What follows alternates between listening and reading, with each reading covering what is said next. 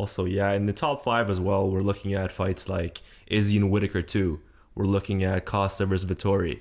What do you make of those two fights? Let's start off with Izzy and Whittaker. Where do you see that? Oh, I love Izzy. He and I were even kind of sort of buddies outside of the cage.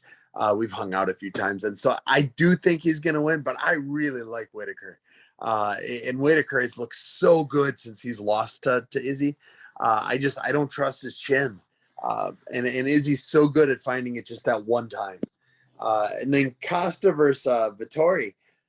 I lean towards Vettori. Vittori's so good everywhere. He's just not great anywhere. But Costa's kind of slow. He hits kind of hard.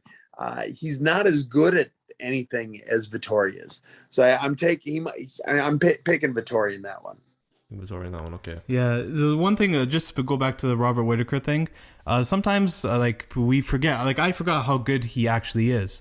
Like if you look at his record, the only person that he's lost to in the last like 10 plus fights was Israel Adesanya.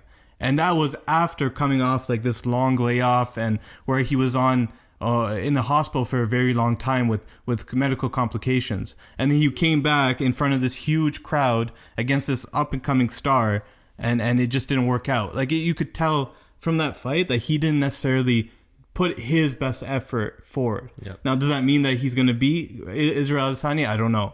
I don't know if it goes his way, but it's something to take into account. Yeah. Yeah, and whoever wins, I'm really happy with the champion of the division, Whittaker or the Stylebender. I think both of them represent the sport very well, and I really do admire both of them. You said you hung out with Izzy. Do you have any Izzy stories that you can tell us? Not particularly. We were at the what was it?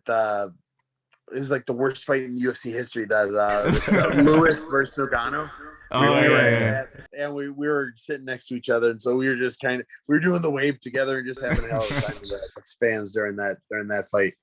Speaking of that fight, are you excited for a potential rematch for those guys? I know Lewis lost right now, but there was a chance that those two guys could get squared up. And realistically speaking, the heavyweights, there's only like 4 or 5 of them at that top level that they just keep switching around. So like one win away, Lewis could fight for the title again.